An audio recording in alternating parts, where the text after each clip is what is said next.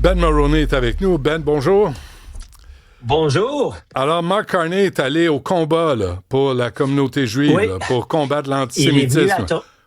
c'est ça, il est venu à Toronto, à une des les plus larges synagogues au Canada, Holy Blossom, pour faire un speech, un discours. Et je vais aller à la fin du discours avant de revenir au début, mais il y avait un rabbin qui était là et à la fin de son discours, je vais te lire ce que j'ai trouvé sur Instagram. Le rabbin Sam Taylor a approché le premier ministre pour lui dire, vous arrivez 3 mois trop tard. Et il a comparé à M. Keir Starmer en Angleterre. Il a dit, euh, il parlait de l'action rapide du premier ministre britannique Keir Starmer. Ce dernier avait visité et rassuré les communautés juives dès le lendemain d'incidents violents ou d'attaques à la bombe incendiaire à Londres. Le rabbin Taylor a souligné que malgré des tirs ciblant 3 synagogues distinctes dans la région de Toronto, il avait fallu 3 mois au gouvernement canadien pour venir s'adresser directement à la communauté. Face à ce reproche, Carney a simplement tapoté le bras du rabbin avant de s'éloigner. Donc ça, c'est comment ça a Ah, terminé. Mais oui, il y vraiment? a toutes sortes de choses que j'ai trouvées très étranges. Premièrement, il n'a jamais mentionné le sionisme ou l'antisionisme. Il a jamais utilisé ces mots.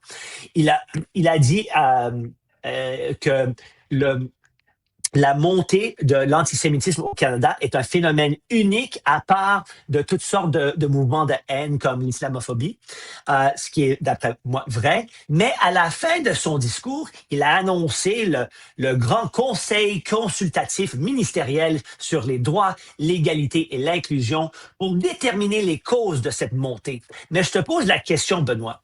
Comment est-ce qu'un premier ministre peut dire euh, que l'antisémitisme est un phénomène unique si il admet en même temps qu'il ne connaît pas les causes? Hmm, hmm. D'après moi, je pense que c'est une règle que si tu connais la réponse à une question, mais Ouais. tu n'as pas le courage de répondre à la question avec la réponse que tu sais, tu établis un conseil Alors, consultatif ministériel. il donne une explication à un problème qu'il ne comprend pas. Oui, il dit, oui, je vous dis absolument, je comprends, l'antisémitisme est unique au Canada. Mais même si je vous dis ça, mais en même temps, on ne sait pas pourquoi comment ça a été causé. Je pense qu'ils savent très bien comment ça a causé. Et Ouais. je dirais en même temps, on regarde la composition de ce conseil et ça explique beaucoup. Tu as M.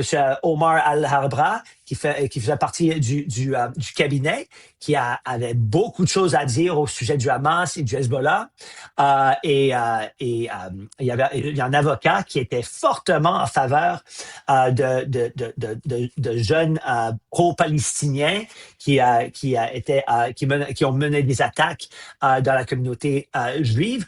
Je te dirais, il y a par exemple il y a le tweet de Madame Mélanie Joly au début de la guerre, lorsqu'elle a annoncé sans preuve que l'Israël était responsable pour une attaque de bombe sur un hôpital palestinien. Quelques heures plus tard, on a découvert que c'était un missile d'un groupe terroriste et en fait, il y avait personne qui est mort.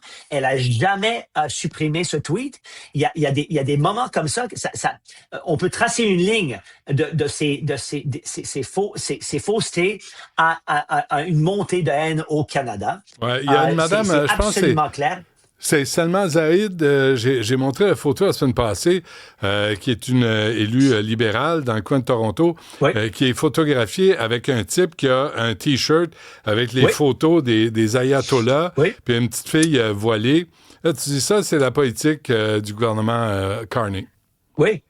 Et il y a aussi une autre critique de ce speech, il y a une asymétrie entre les prononcements de ce gouvernement, les critiques de ce gouvernement euh, envers l'Israël et d'autres partis, que ce soit le gouvernement du Hamas, que ce soit l'Iran. Il y a toujours une attaque très ciblée envers les actions de l'Israël. Et on sait très bien que il y a trop de Canadiens qui pensent que la population juive du Canada a une responsabilité pour défendre ou pour être... ils sont responsables pour les actions d'un gouvernement étranger. Ce qui est complètement faux. Ben oui. Oui, exactement. Mais je dirais, la dernière chose, c'est c'était vraiment... il voulait vraiment que ce conseil trouve des conclusions qu'on puisse utiliser de façon positive. Il aurait certainement pas mis à la tête de ce conseil M. Mark Miller. Et non seulement parce que j'ai des problèmes avec M. Miller et sa perspective, mais un membre du gouvernement est responsable pour défendre ce gouvernement.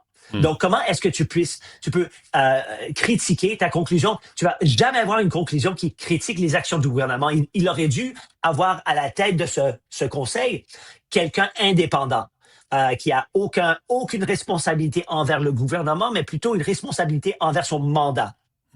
On l'a, Ben, la photo dont je te parlais ici. Oui, voilà. C'était dans le National Post du 27 mai dernier. Fièrement posé avec des faces d'ayatollah. Faut quand même le faire, hein? Faut quand même le faire. Un régime de tyran qui a torturé sa population iranienne, dont on n'entend plus parler. Hein? On n'entend plus parler de ce qui se passe en Iran. Le message est clair. Bon, on se laisse là-dessus, Ben. On se reparle demain, tiens. À demain. Bye-bye.